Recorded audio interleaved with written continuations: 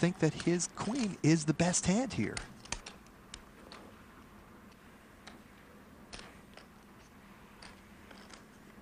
I call. And there you are. He's going to call. He's a decided underdog. And Shore is so delighted to see that that's what Fit has. Shore is thinking, man, this guy probably, if he's going to call me, he's got a big heart or a straight draw. Good luck, Jerry. Now Fit's drawing to random sevens. If you put the 7 out there, make it the 7 of hearts. I'd cop the 7 of hearts right now. I'll give you the tip. So here is the Jack turn. Hearts is a good card. It is an 8. It is not a heart. Jerry Fit will need a 7. Otherwise, Shore will double through. He does. Get it. And so Shore does double through our chip leader Fit. You can see that look. That doesn't look like the look of a winner, does it? That is the look of somebody trying to get a little extra oxygen. Okay, you can breathe again, Shannon. Yeah, really. You're still here. Look of a guy who's looking for that little bag on an airplane. Got lots more to go. Don't go away. Welcome back to the PartyPoker.net Aussie Millions. We're here at the Crown Casino in Melbourne, Australia. We continue to try to pair our field down to the final 7. We have 10 right now. A whole lot of money at stake. Doc Bruguera has been very consistent. Looking at a king jack here. Barry, the blinds have gone up. How much is that? 6 and 12,000, 2,000 chip ante, 28,000 in the pot to shoot for. Battle of the blinds here. Fit in the big blind. And when it is a small blind versus big blind, king jack and ace 4 look like pretty huge hands, especially at a short-handed table. We only have 5 players here. Wow. Look at that. I mean, is that made to order? Look at Bruguera. That's the way you dial it up, isn't it? Look at that face. I like the way he was chewing on his bottom lip. Almost chewed his beard off. 100. And Fit betting right into that full boat. Let's see how long Bruguera can resist calling. Keep studying those cards, Doc. And hope they don't change.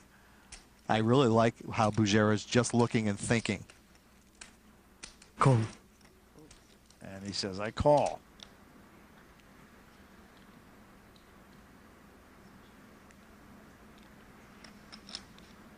Certainly the right play there.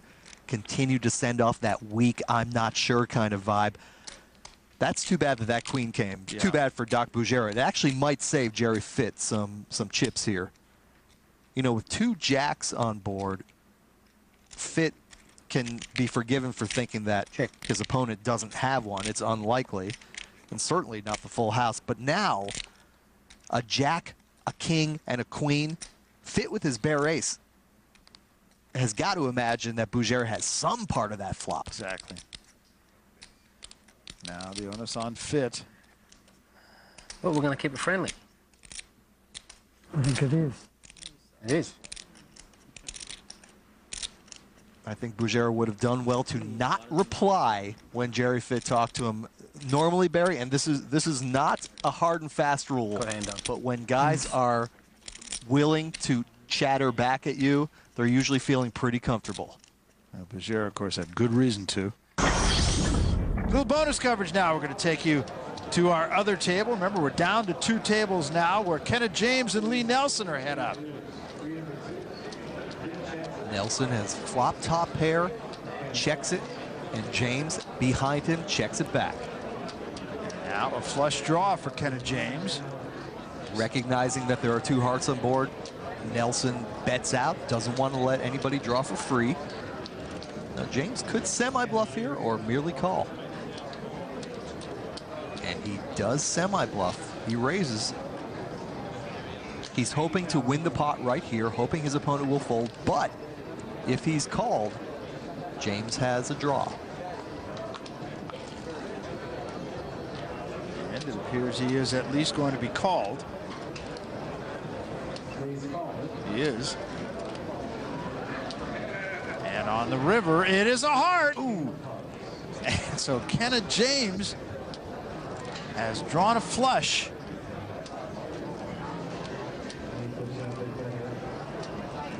And Nelson just going to play right into James. And a straight call. And James is going to take it down. Bold play by a bold player. Runner for a flush for Kenneth James. Well, Kenneth James is quiet. It generally means he's playing pretty well, and that's what's going on right now. We got a lot more to go. Don't go away. The PartyPoker.net Aussie Millions is brought to you by PartyPoker.net, the world's largest poker school. Still 10 players remaining in the competition here, trying to get to that final table of 7. And this has been a very interesting table, I think, Michael. Well, everybody desperately wants to get to the final 7, but they also seem to be aware that just sitting there and paying the blinds is not going to be a ticket to paradise. You've got to get in there and mix it up. Just like this. Exactly. Mark Voss. Deuce 4. Now he's on the button, and you can raise on the button with any 2 cards. You just have to avoid running into hands like pairs of 10s. Yes, absolutely. Sealy calls. And here's the ironic thing, Barry.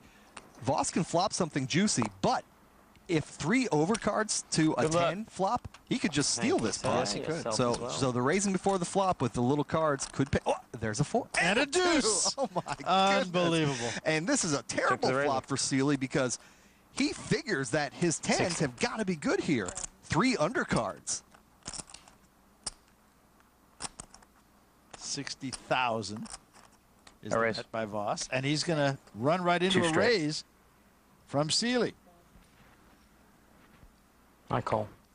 That's going to raise it to 200,000, and Voss says, "I'll call." And he called very quickly, Barry. Sealy can't like this. I mean, if you're Sealy, you're thinking, gosh, I hope he's on a diamond draw right now. I hope he's got the ace of diamonds and something else. Well, that surely couldn't have helped him. Okay, I'm going to bet some more. Yep. Make this guy go away. Do you have? Yeah, well, that's a good question. I still got the diamond.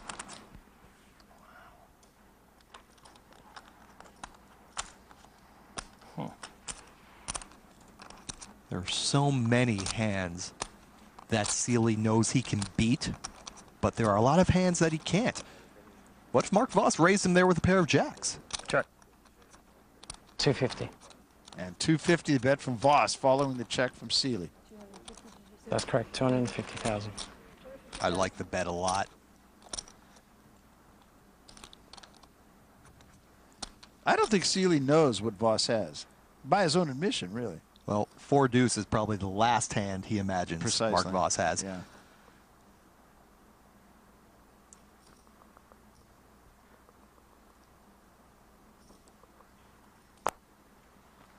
Well, he's going to let it go.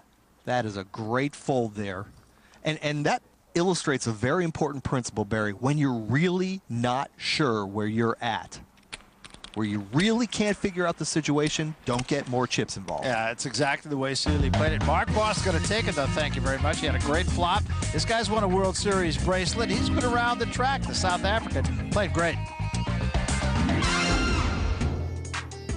I'm originally from South Africa and I've been in Australia for 5 years. I always feel fairly comfortable at the poker table.